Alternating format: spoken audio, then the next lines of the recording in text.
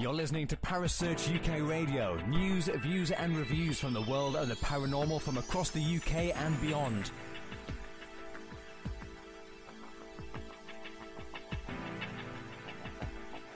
Find us on Facebook, Twitter and the World Wide Web. Parasearch UK Radio.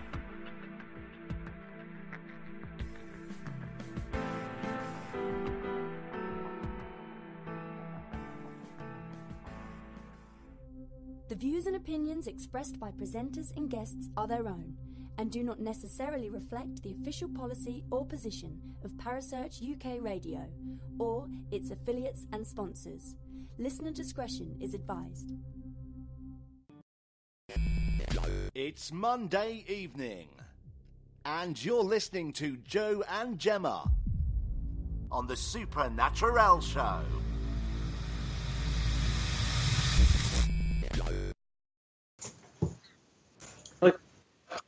Good evening, ladies and gents, and welcome to this week's episode of the Supernatural Show. You are joined by me, Gemma, and Jo is missing in action as it currently stands. She's having a little bit of technical difficulties, and she will be with us shortly. So if Jo happens to just pop up at any given point, then here she is. It's magic. So this evening, I am joined by Dave and Nick from Entering the Unknown Paranormal. Hi, Dave. Hi, Nick. Hi. Hiya. Can you How hear are me? you? Yeah, can hear you. Are you on your own, Dave, or have you got extras with you? Oh, I've got Andy with Hi, me. Andy. Oh, and it's Jo. Hello, Good Dave. evening, Jo. We've got Julie in the background as well. You've got Julie in the background as well, have you, Dave? Yeah. So we have Dave, Nick, Andy, and Julie. Yeah. Okay, right. Okay, so Okay. just let Have me. we started, or am I like so late, or what? Jo, we're actually live, lovey. Oh, But thanks for joining us. Ladies and gentlemen, Jolie Lockwood is in the house. I am so sorry. I've been having technical difficulties. Never a dull moment on Supernatural. Oh, so do that you know is what? Jesus, it's just like never ending, isn't it? Today. Well, Hi, Jolene. You all right? Yeah, not too bad, Dave. How are you? Good, thanks. Good. I just want to say thank you again for having us over on the Saturday night. We had a fun time, didn't we, Gemma? No props. yeah. Really enjoyed it. Good night. Dear. Sorry, Gemma. I've just hijacked your little bit of time. We've got a man down over here, ladies and gents. A man down. I've just had to go quiet because I was too busy laughing to myself. But what a mess up of the start of the show. Never mind, Ant and Dex, the end of the show. This is like the beginning of the show, isn't it? So Dave, sorry, babe. Dave, do you just want to tell us a little bit about Entering the Unknown, how it came about, and the team in general? Yeah, Entering the Unknown was created back in 2017, in late March. So we've not been going that long. Our original team consisted of 6 people, which have now, thankfully, have all departed. And I can say that we've got the best team going at the moment, which is ×2. And we have a fantastic team of paranormal investigators with Michelle Morgan, Michelle Anderson, Rocky Appleton, Rachel Barlow, and Nicola Crowe. And we have 2 really fantastic mediums in Nick Humphries, look at his looking behind him, and Andy Jones. And we all seem to get on really well. And we're just doing fantastic at the moment. We're going places. Yeah, we're looking forward to where we're going as well. How did the team actually come together then? I know that you've had a bit of an overhaul of recent times with you. Oh, she froze. Yeah, I think we're having technical difficulties all round tonight, aren't we? It's I think what Gemma's trying to say is you've gone through a bit of an overhaul of recently. So how has the team changed, and what qualities do the new members bring to the team? The team has come through a really good phase, and they're doing really well. They've all gelled, and we're all a happy team. There's no I or me. You know, it's all, we're all one big happy family, really, and we all seem to be gelling really well, and the investigations are going really good, and we're getting some really good activity to every location we go to. There's never a night and then nothing happens, but there's always hours of footage where you sit around doing nothing because you're waiting for things to happen, and that's what we like to do. We like to be a team that waits for things to happen. We don't go out looking for it or forcing things to happen. And we get on really well. We use the odd devices, but we're trying to move away from that sort of thing as well, and use the senses. So I think that's the important part of an investigation team itself, is that you've got to have the team members that gel really well together, because then that will actually enhance all the energy for the rest of the evening, or for the whole evening. And Spirit would be more adaptable, more willing to come forward to that team that are gelling, get on well. There's no, as Dave said, there's no me. It's like it's us. We're there all for one purpose. And even when we work with other teams, which I do, I work with another team, and we've combined our efforts together on certain occasions, and it's just a fantastic night for all, for us and also for Spirit. So, but yeah, it's a great team we've got at the moment. Yeah, I think it's good when teams gel anyway. I mean, Gemma and I always welcome other teams onto our events, and like Dave did on Saturday, invited Gemma and I both over to the Hack Green Nuclear Bunker, and we were very thankful for that as well. So, it is nice to actually see that there are teams out there who are willing to work with other teams, because we have come across other teams that are quite they don't practice the para-unity thing that they claim to practice. No, they don't. Yes, I have very recent experience of that. So I've got experience to the point of where the team don't even say goodnight to you as they leave. So it's just yeah. So it was Saturday night for Gemma and I, it was cracking to get back out there and actually just be ourselves rather than event hosts, and it was just such a nice atmosphere as well. We were made to feel so welcome. And then even at the end of the night, it was just lovely just to sit around and have a chat with everybody about what we'd experienced. And Gemma's back now, aren't you, Gem? I just have no idea what happened there. I just got kicked off the call. It just no, go away. I just sat here for 5 minutes waffling away to myself, and I was like, hello? Oh, bless you. Is there anybody there? I was just saying, Gemma, obviously you probably heard the last bit that we had such a fab time, didn't we, on Saturday? We were made to feel amazing. So welcome. And we just want to have a chat about what happened on Saturday, don't we, Gem? Because we were absolutely blown away in the theatre room by the REM pod activity in there. It was unbelievable, wasn't it, Gemma? Well, to be honest, I've never had such amazing results, in all honesty. It was purely phenomenal. We was all sat, well, I'm saying all of us, we'd separated off, men versus women, and there was 5 of us, 5 females sat in the theatre room. We had the Mel meter with the REM pod, so the newer version of the Mel meter, on the floor. There was cameras set up around the room. We had other devices scattered out and about around the room. I sat in one chair when we first went in, and we was all scattered all over. And I said to you, didn't I, Jo? Come sit over here. Because I was having experiences. So I was seeing shadows. And it felt strange is the word I'm going to go for. When you can feel the energy just surrounding you. I could feel that. So I made Jo come over, and then we swapped with a few of the other girls, and then we was just asking questions, like how many people are in this room? Can you make the lights flash for the amount of females that are in this room? And it flashed 5 times.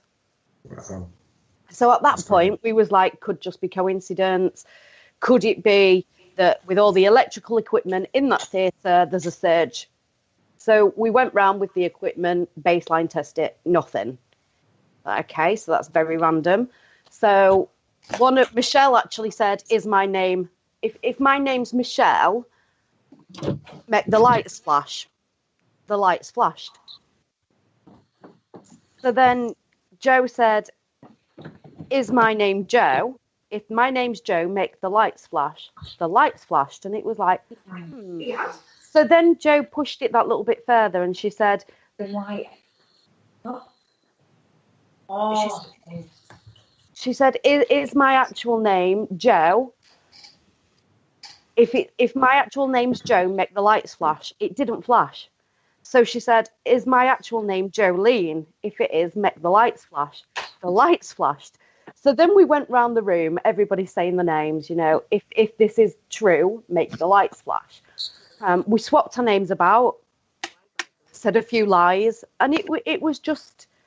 It was, and it was great as well, because we tried to mix it up, didn't we? We knew what we were saying, and we knew that it wasn't true, and when it didn't flash, it was kind of like, oh, maybe it could be, electromagnetic fields, but we did everything. We investigated all the electrical sources and things like that, didn't we? And it was nothing. And then the REM pod in the doorway went off as well, didn't it? Yeah, but that went off just as you said, somebody's going to come in the door. So you literally said somebody's going to come in that door, and then the REM pod in the doorway starts going off, which hadn't gone off at all. No, and it was the first time, wasn't it? So it was just, it was a great night. It was such a great night. Then so something funny happened, and I said, off the top of my head, it's really hard to remember it and get it 100% right without actually seeing the footage. But Dave, you'll be able to confirm this when you do go through all the footage. We said something funny and we was all laughing, and then the lights on the Mel meter, the REM pod, everything just went crazy.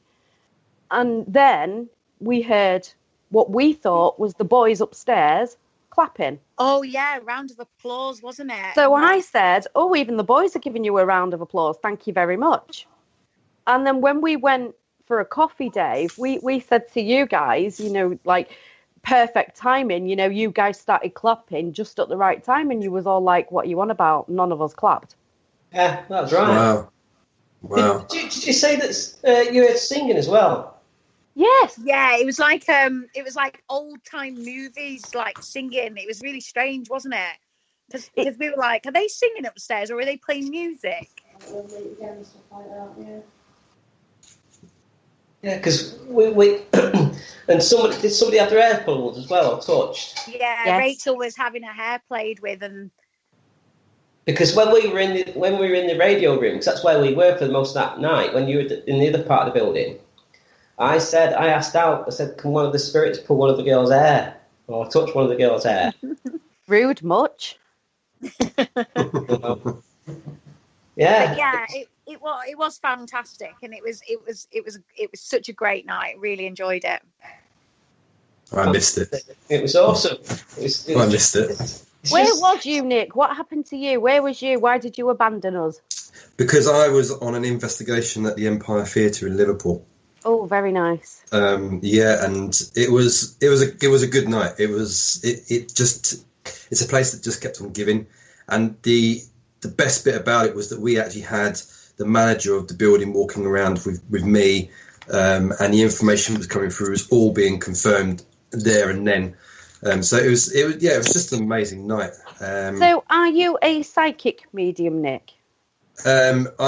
You can class me as a psychic medium. I just want to make sure I've got it right, that's all. I don't want to insult you by getting it wrong, basically. No, I class myself as a medium.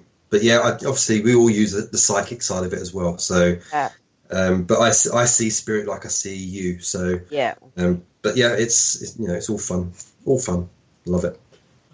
So how did you know that you had that ability? It's kind of brought through from my upbringing. My sister's always had a connection. We had a lot of spiritual background.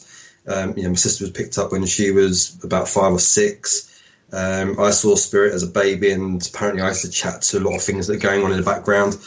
And from there, it's just a process. of illumination. It's like I got a proper job, never fitted in. I flunked school because I never fitted in at school. I always heard people talking to me that weren't around. I always saw things that weren't, or nobody else could see. And it baffled me for ages, and I didn't know what to do with it. It scared me for a point, and it just got to a bit where even my dad was going, "Just get a proper job," And I'm like, "But this is kind of like, yeah." But my dad was Met Police. He was in the police force for 35 years, so he was very strict in his manner that if he didn't understand it, it wasn't a job. So like a musician, I played bass, I was in the lead singer of a band and stuff like that. So, but it wasn't a proper job. So I just took the bull by the horns and said, "You know what? I quit my high-paid job and just jumped in at the deep end." So, and here I am, several years later. Sometimes the best way. Yeah, do you know what? Something will happen. Something will just trigger it off, and you'll just go, "Do you know what? I can't be bothered with this job that I've got anymore. And I know I'm being pressed to do this, whatever it is spiritually." And you'll walk that path. It's not an easy path. But it's a worthy path. It's fantastic. Yeah, definitely. I mean, sometimes you just have to push yourself as well, get yourself out of your comfort zone, and that's when you truly expand. Yeah. Dave, who have you got with you? You've got Andy with you as well, haven't you? Andy's with us, so he'll tell you what he's. So, Andy, how did your journey in the paranormal come about? Mine's similar to Nick's in a sense. It started when I was 6 years old. Now, with me, I inherited it from my mum, from my gran, so it was always in the family. And as being a child, when you got things coming through, you're seeing things, and you're telling your friends at school, and your friends sort of like mock you and this, that, and the other, so you sort of like push it back and hide it sometimes. So yeah, it was a bit of a rough childhood, and it was only until when I, in my 20s really, I started using it and working with it. So is that reasonably new, as in working with it full-time for yourself as well? Well, not reasonably new. I've been working since my 20s, working with paranormal teams all over the country and stuff. But I have a full-time job, and I do mediumship as like a second job. Yeah.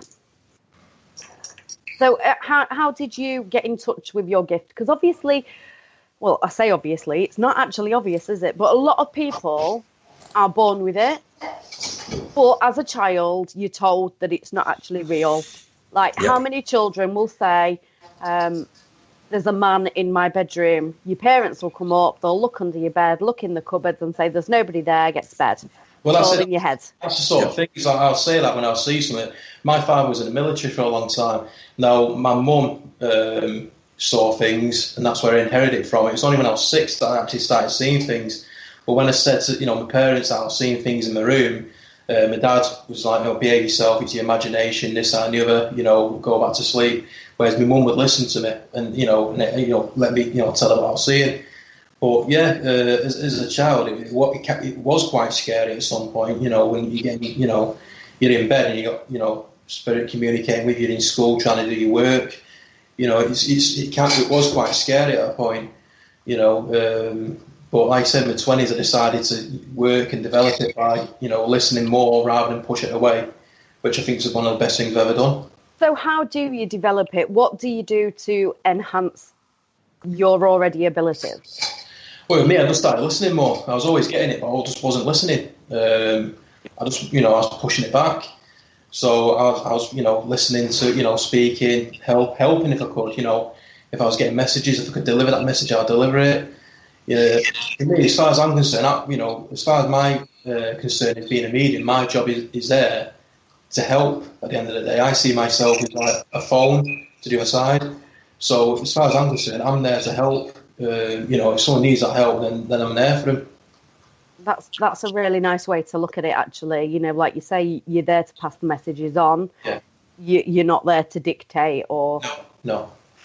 Julie, how did you get into the paranormal? Are you a medium as well, love? No. No? No. Obviously, when I was a kid, I used to like see things and things like that, but never really developed into anything. But then when me and Andy got together, I seem to be like more sensitive now and picking up on things. So, do you think that's because and this is going to sound so wrong, but there's no other way I can phrase it, and it is me. anybody that knows me knows that I'm like, is that Andy rubbing off on you, so to speak? You know, I knew it would sound wrong, but you know, is it all the time that you spend with Andy? You two are together, you know. Is it that? Because we've just come away from York for the weekend, and even before Andy said anything, we was walking down this bit of an alleyway to go to this, well, wherever Andy was going to show me. And even when I was walking down there, I started having like dry mouth, started feeling sick. And then as we walked towards this property, I just said, I need to walk away. I started going like all sick and all funny and weird. And then when Andy told me, I said, I know, even before he told me. So picking up on things like that now, there was an incident that we did in the paranormal investigation a couple of weeks ago in Chester, where we was sat around the table and was doing the glass, and basically I just said I need to get away from the table, and someone slapped me across the face, a spirit, and knocked me to the floor. So that was really not scary, but I was really, really, oh my God, this is just happened. More shocked. Yeah, I was shocked more than anything. Yeah, because my face changed, and you know when you get that feeling like you're just gonna pass out, but actually get pushed. So yeah, that was really good evidence. Which was, it doesn't scare me. I'm just intrigued as to why, to be honest. But yeah, I from being a child, from being about 5 or 6 years old, seeing things, you know, spirits in windows and things like that. You know, saying to my mum, you know, I've been here before, and you know, my mum said, "Oh, don't be silly." But then I found out that my family, way back, about 4 or 5 generations, was the same, Roman, Gypsy, spiritualist, things like that. It's only recently that I found out things like that. But my sister, she's the same. I've only just found out that she's been in touch with spirits and things like that. So again, it runs in the family. Probably this is a generation, goes on to the next generation. But it's just, I just find it very intriguing. So Nick and Andy, throwing that one straight back into you guys, because obviously you guys are mediums. Do you believe that it can run in the family? Yes. Yep. Yeah, sorry, go on, Nick. First, Absolutely. But I want to just enhance a little bit about what Julie's saying and her experience. And I truly believe that, you know, we're all open. As you said before, we're all open, but we're conditioned to close down. But I do believe that once you're with or in the company for on an investigation or whatever it is, your awareness will automatically, without you realise, open up. And you'll start to feel things, you'll start to sense things more. So, yeah, I do believe it does run through the family. But, again, I think we're all mediums. We just need to be able to trigger it off. Yeah, so, yeah. Just tune in. I mean, I never thought that I was spiritual at all. I thought I was about as spiritual as a concrete brick, if I'm totally honest, until the weekend. honestly, Jo, are you still with us? Or I'm listening. Oh, yeah. I had a question, but then you sort of like, I was like, I'll let Gemma finish, and then I'll ask the question that Gemma never finishes. You know what Gemma's like? She can waffle for England. Well, but yeah, I mean, that on Saturday night that I witnessed was unbelievable, and you were like, I've never felt feelings like that, and it was just so weird as well, because after that we kind of, Gemma and I, for those of you who don't know, we are so in tune with each other. We know instantly when something's wrong, and you tend to pick up the phone. And I mean, walking, like driving out from the Hat Green that night after we left, just to kind of go there. We actually drove down the road, didn't we? And the both of us just looked to one side and went, graveyard. And it was one of those moments that you had to be there to watch it, but like Gemma was saying, she had an experience in there that she'd never felt, and she isn't very spiritual. I mean, sometimes people think Gemma's an ice maiden, but she's not. She does have a little ticker in there, hasn't you, Gem? Yeah, it's just hidden. It's just but yeah, what I witnessed that night was unbelievable, and there were certain things that happened in there that even I can't explain. And obviously, being a medium as well, it is difficult to kind of explain what happened to Gemma in there. Well, I can't even explain it at all. I think you need to try, because obviously what happened. Well, to be honest, it's really hard to explain it. Dave, you was recording it, right? So you might actually be able to explain what was happening better than us. Well, you came in the room. We were in the bunk room, I think it was, and you were working with Gary Fields. Because Gary said to me walking down the corridor before we even went into that room. Oh God! Again, this is just going to sound so wrong, but he was like, "Can I use you?" And I was like, "Use me however you wish, my love." Do you know what I mean? Just do whatever. I'm not forced to do what you've got to do. He was like, "I'm just being drawn to you. That's all." And I was like, "Fine, do whatever. I have no issues with that." And then so we went into the room, Dave. Yeah, and he was asking you questions about a certain lady that he picked up, and he could see her in you, and he could see that you were your face was changing, and he was asking you questions, and it was either yes or no when he clicked his fingers, but then you started getting hot, and he took your coat off, he took your scarf off, and he threw it on the bed, and I thought, we're getting a strict tease here now, because I was expecting the music to come on, and you start stripping off, down to the bare essentials. But you were quite blown away with it, weren't you? Because you'd never felt anything like that before. Never. I mean, as he was starting off, he was basically asking the spirit to basically use me as a vessel, if you will. And first I got like a tingling in my hands, like before you get pins and needles, you get like that tingling through your hands. Well, it started in my hands, but then it literally went through my whole body. And at first I was like, could just be a coincidence. It's cold.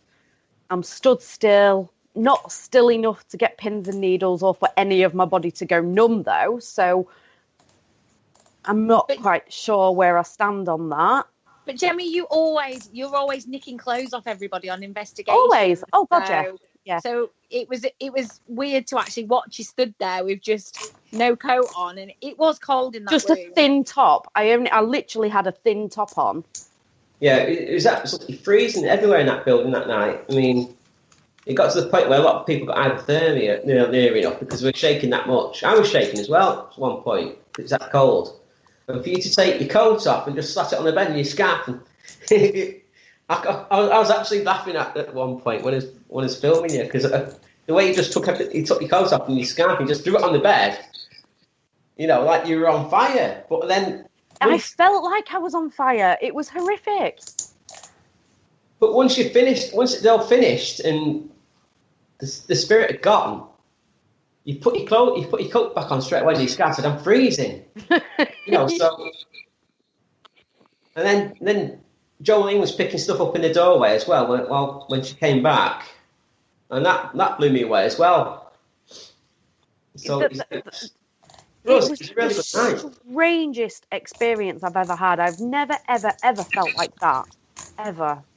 But on the way home, I mean, Joe, you were saying on the way home, you was like, you need to, I can't even remember what you said, Joe. It was like, obviously, working alongside Gary, because Gary is obviously very seasoned and quite high energy, whereas I'm so used to doing like one-on-one readings and, just small little groups. I'm not used to like just going bang, bang, bang, bang, bang, bang, bang, bang. And it's kind of like, I think what I need to do is kind of take a leaf out of Gary's book and just run with it, rather than, because I kind of second guess myself sometimes, even though I know what I'm saying is right. It's like I sometimes don't have that confidence to just sit there and say, I'm just going to give it anyway. And it was strange, because in that room, that same room that Gemma had Gary was talking to me about something, and it was like, I didn't hear a word they were saying, and all I heard was, I've got this like cigarette extension, and I was like, what are you talking about? Don't even know what you're talking about. And it was like, that was really strange, because it was like I weren't even there at the time. It was strange. It was just really strange. The atmosphere. was strange. Andy and Nick, I've got a question from Bossman, Mr. Paul Rook. He said, do you ever get messages you can't pass on because it wasn't a nice message? Yes. Yeah. So what do you do in those situations? I've had messages where I've had a spirit come through, and it's been the relation, and they've basically said that they never liked him anyway. Even swore a few times, and you just skirt around it. What are you going to say? You can't really say that I've got your father through and you don't like you.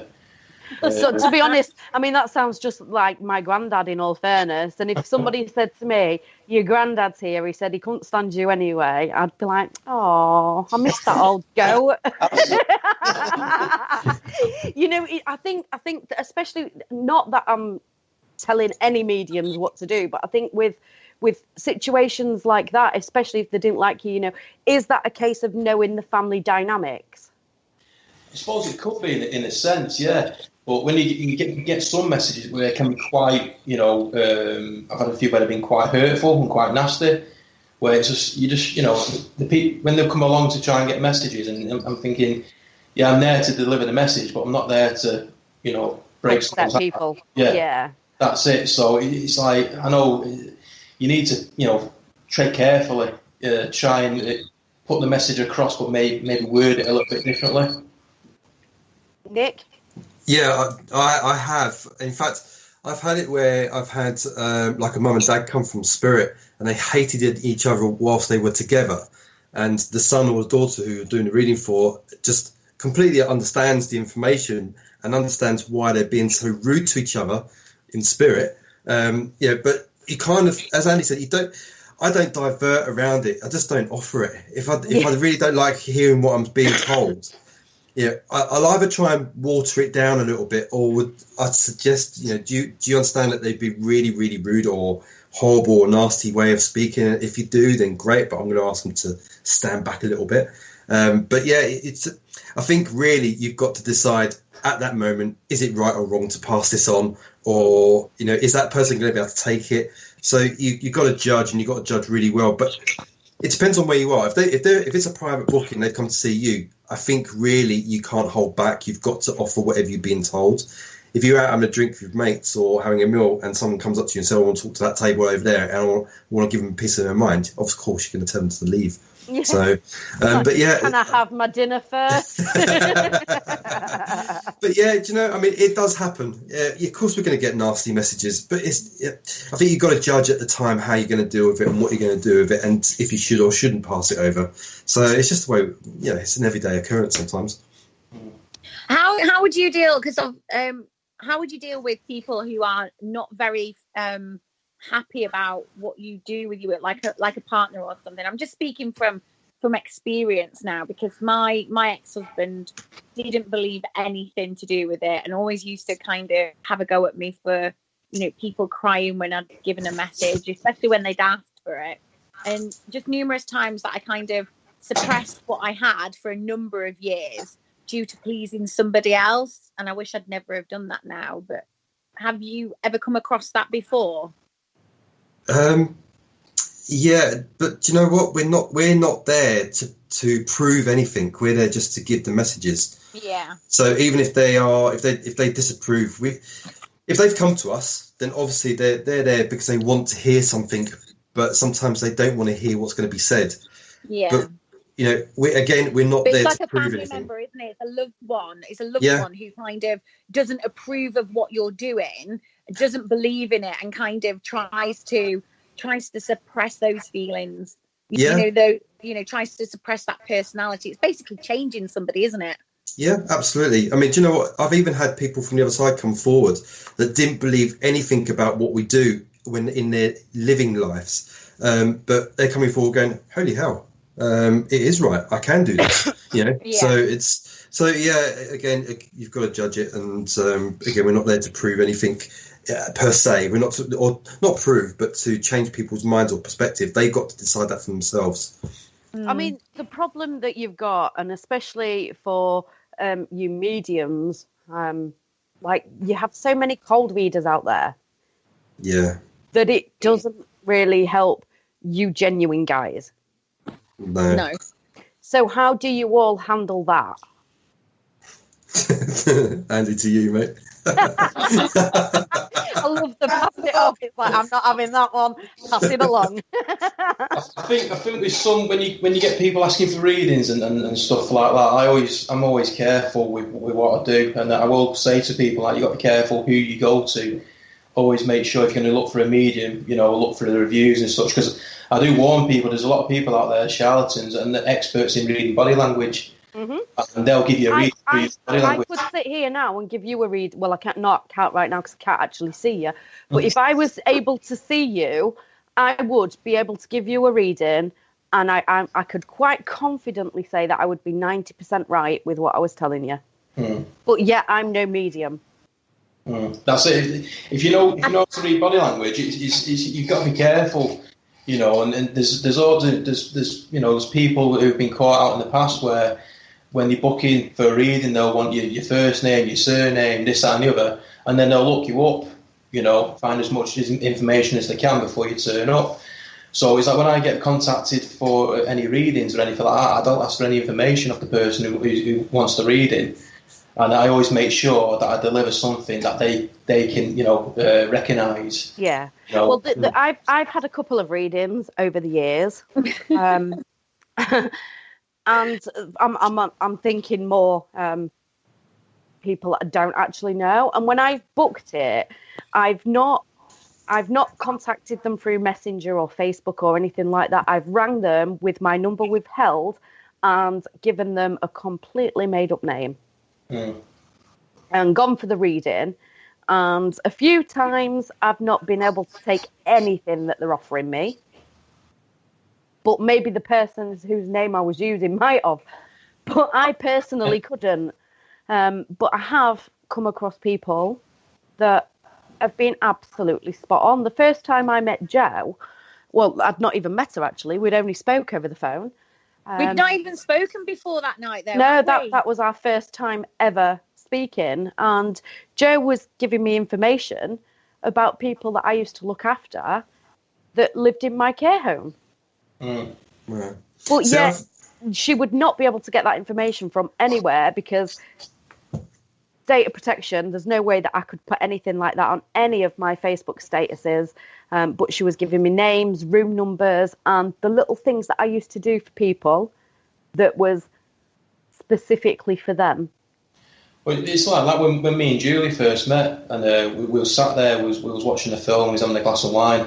And then something just popped in. I just said to Julie, I'm like, do you mind me saying this? No, it's fine. I just said to Julie... check now, why don't you? I'm like, I don't mind. I'm like, why did you steal all sweets when you were 7 years old? I said, you went in the shop and stole some sweets. Now, it's only... Did your mum and dad know about it? Yes. It was only Julie and her mum and dad who knew about it. So she was shocked by that. And then I'm like, what about smoking? You got caught with the smoking. But so I wheeled off some stuff which like, pecked her head a little bit, which was quite funny. But it's just sometimes when the stuff, when the messages come in, you don't expect it half the time because I open myself up when I'm in investigations, but when I'm at home and this, I keep myself locked down as much as I can. But sometimes if a message comes through, it's going to come through.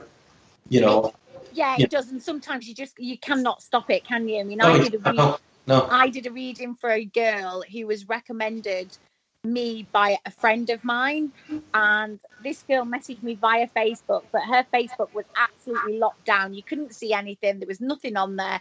I didn't know anything about this girl, and basically told her quite a lot of stuff, and she was like, oh my God, I can't believe you've told me all of that. And then even like Friday night went to a private investigation and named the person, actually gave the gentleman personal things about this lady, described her, and also brought through somebody else who used to live in the property before them. And it's things like that. It's the validation, isn't it, when you get names and you get things like that right. And it's also when you can predict things that are going to happen in the future. Like, I mean, lottery numbers, guys. Anybody want to give me the lotto numbers? Please. I wish I could. So I think these day and age it's really difficult because you've got so much social media out there. I get a lot of clients that kind of friend request me and then send me a PM message asking for a booking. I'm like, I'm not going to accept your request, but I'll take your booking. Now I do slightly different to Andy. I take a first name because purely for diary purposes and politeness when they come through my front door, I know who I'm dealing with. So, but I don't research. Dave knows that I don't research even any building that we're going to go to. It's not the way we're doing. What I don't like is the fact when people phone up and I want a book with you, but can you give me something now? Yeah, I hate that. Yeah, no, I'm not going to give it to you now. You know, so.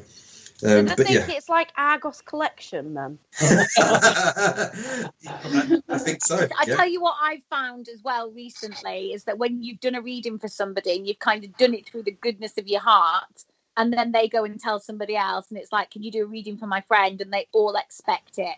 Yeah. That's what really winds me up sometimes, because I just think I'm not a performing monkey. I'm not going to sit here and, you know, I don't charge for readings, but I've got a full-time job, so I don't charge for my own reasons.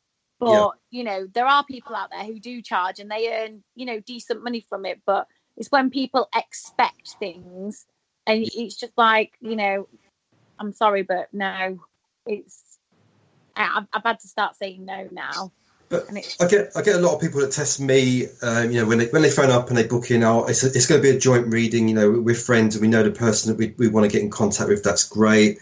And it's like there's one instance that I can remember really strong is that a lady booked in and she brought this man with her. And the lady came through from Spirit and she was talking to this lady and she just turned around to me and went, and by the way, Nick, they're messing with you because that's my son. And I'm like, what do you mean that's your son? She goes, even that man sitting there is my son.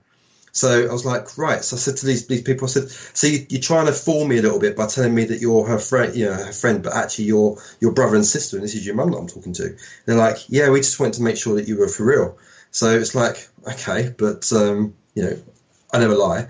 So, but but I like that. I like being tested sometimes. It keeps you on your toes. It does keep you on your toes, and it is good when it happens. It's like, with the random questions. I have a full-time job, and I was at work just before Christmas.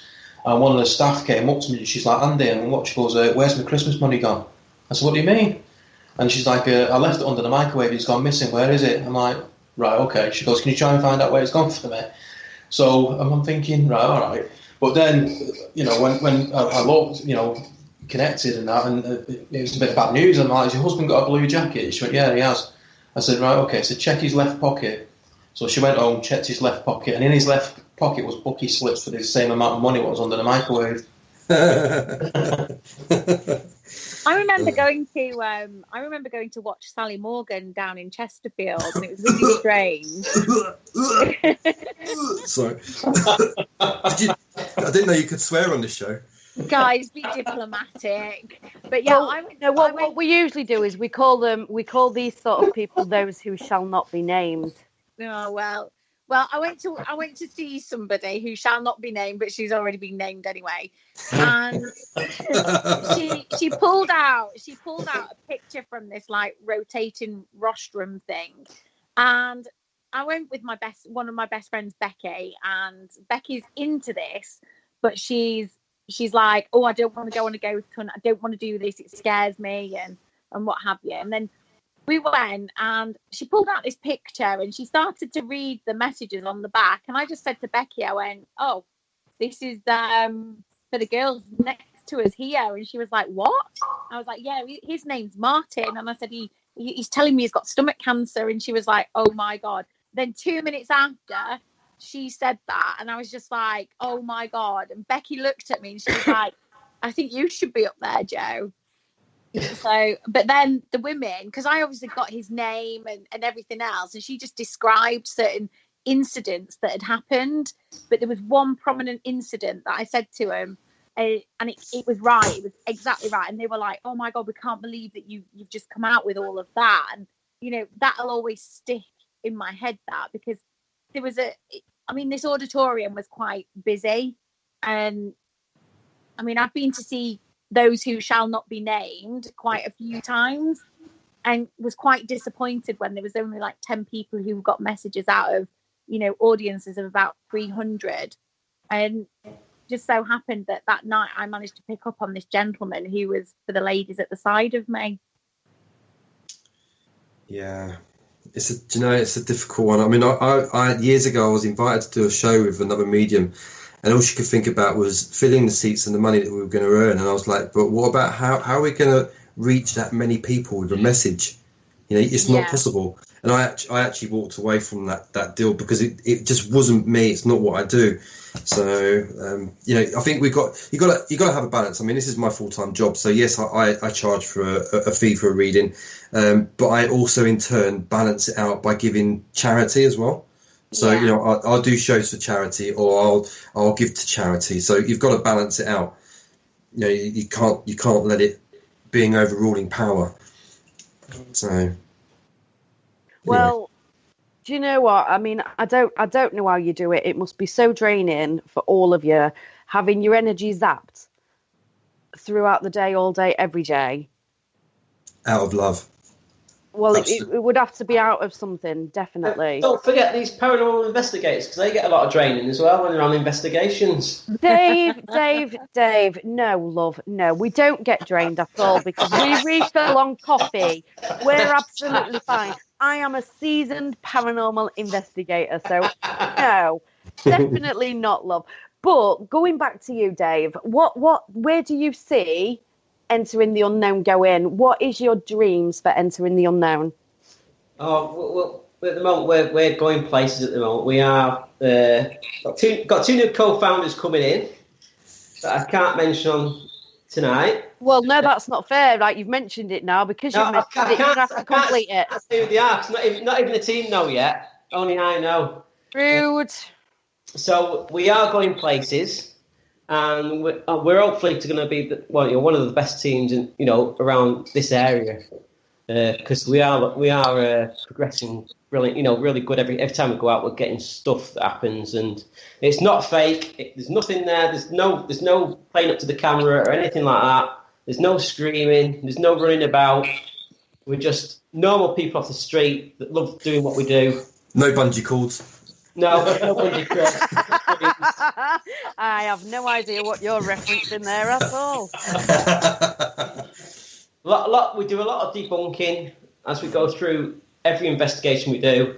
Even after we've done the investigation, even when I go through the editing, I do a lot of debunking as well, because we can. Yeah, it was like the tapping that we heard in the first room that we first room that we went in, and we actually debunked that, didn't we, with the water that was dropping, and it was Yeah, we certainly did. We debunked it as water drops off the ceiling that were hitting the floor, which it can be misleading. Like we say, you can think it's tapping. We were thinking it was tapping on a piece of plastic somewhere when it wasn't. As soon as we put a torch on, we looked around. We debunked it straight away as it's dripping water. That's why you're always using your senses as well. You've got to, it's no use going to an investigation not using your senses. That's the best thing you can use. Oh, without doubt, definitely. I mean, in all fairness, I mean, we didn't. When me and Jo was with you on Saturday, we didn't actually meet the whole team. No. But the team that we did meet, I can sit here now and say that you are a lovely, lovely bunch of people.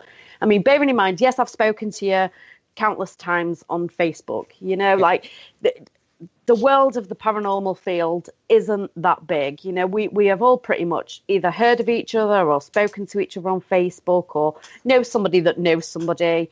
But I'd never met you personally, Dave, and I know that Jo hasn't. You probably won't want to again.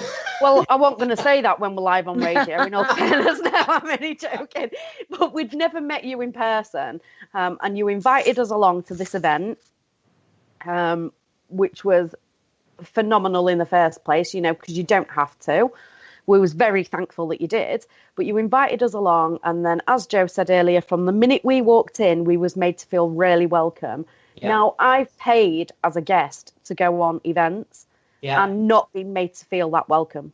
Yeah, that was our main point of every time we go out. Even if we do a private investigation, we always have somebody there from the public that like to come along and see what we're doing, and we always say, look, if you come along, be in the background, but it's nothing like what you see on telly. There's no hyped up things.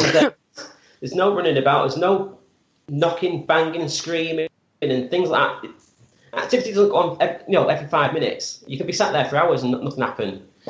So we always say to the public, we're always happy to see them. We always greet them, whether it's a private investigation or a public investigation. We're always there. We're always loving. We're just like a one big happy family. There's no arguments. There's nothing. We all just get on great, and that's what paranormal activity and being in the paranormal field. That's what it should be all about. None of this bitching and backstabbing that goes on, and cyberbullying and stuff like that. None of that should go on. We're all after the same thing at the end of the day, and we should all be working together. I think people feel threatened though when they see people doing really well. That's the only reason why they become jealous and bitter of other people's successes. Yeah. But it's not other people's success, though, is it? Just going to throw this one right out there. At the end of the day, if it's something that is improving the paranormal field, then how is it a specific person's success? It's not. It's improving everybody and helping everybody in the paranormal field. So get a grip, basically. Yeah, that's correct. I mean, we're all after the same thing at the end of the day. We all want to prove that there is life after death. And once we move on out of the body, we're still there. We're still energy. Like, at the end of the day, everything that's living is energy. You can't create and you can't destroy it.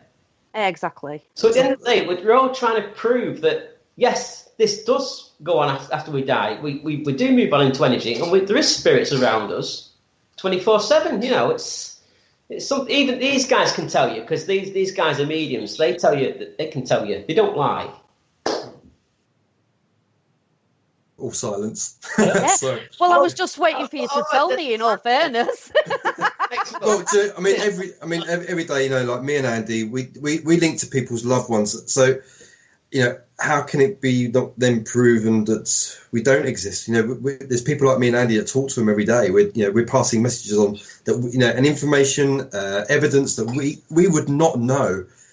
Where is that coming from? I mean, I'd still like to know how it all happens. I mean, I see spirit, but I get stories from spirit about what goes on behind the scenes, but I still like to know a bit more, which is why I do the investigations as well. It's just magical. So, I mean, Dave, did you have also Dave from United by Spirit on Saturday as well? Yes, I did. Yeah, we did. He's in the chat room, actually. Good evening, Dave.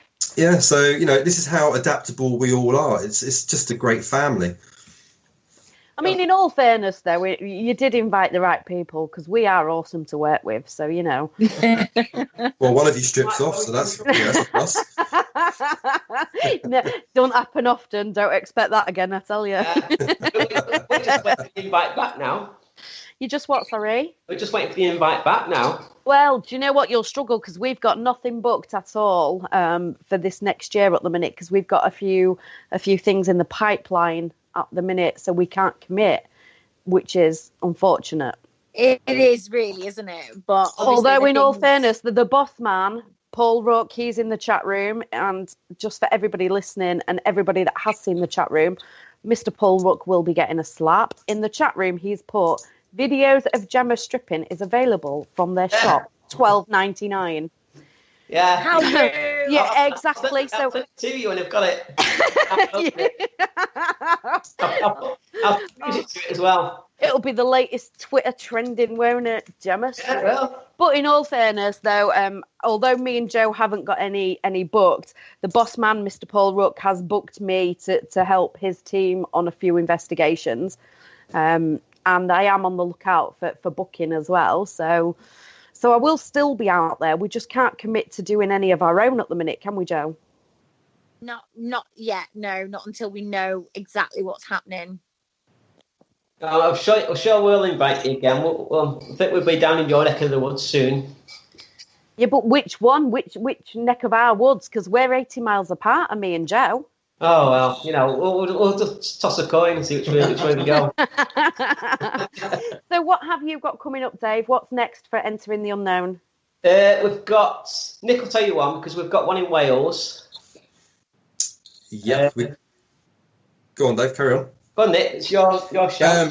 Yeah, we've got one on the 9th of March, Penrith Old Hall near Llandudno. February it is. February. What date in February is that? 9th of Feb. 9th of Feb. I always get the dates mixed up. On the 16th of Feb. And then the 16th of Feb, we've got the Leopard Inn, Stoke-on-Trent, which we're all looking forward to. And then we're toying on dates for March. I know we've got a public event on the 22nd and 23rd of March at the Stanley Palace in Chester. 2 nights of ghost hunting. So we're quite looking forward to that because it's quite an active place as well, Stanley Palace. I will share the link, actually, Dave, for Entering the Unknown into the chat room, just so that anybody that is listening, if they want to check it out, they can do. Yeah, cheers. Thanks for that. Yeah, and we're looking forward. We're looking at locations all the time now, so everything's up in the air for April, May and June and the rest of the year, but I'm sure we'll be filming throughout the year for our Amazon Prime series as well. Is that where all your filming goes? Because obviously I know you was filming the other night. Yeah. We have got some old footage on YouTube. So if you want to go to the YouTube, which is Entering the Unknown Paranormal, you'll catch some of our first series on there, plus bonus investigations as well that didn't make it onto Amazon Prime.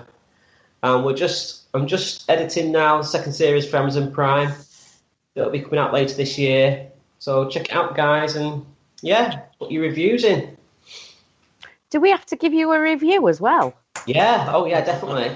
Well, I never signed up for that. Dave, I have got a question that is very, very important. Right. How on earth do we pronounce your last name? Jolene got it spot on the other night. Did she? Yeah. Because we was like, is it? Isn't it? I don't know. It's Harasini.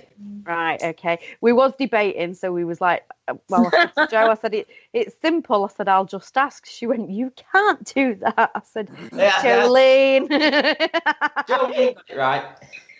Ah, you see. It's not very often that gets called the right name, but there you go. I've heard worse in the past.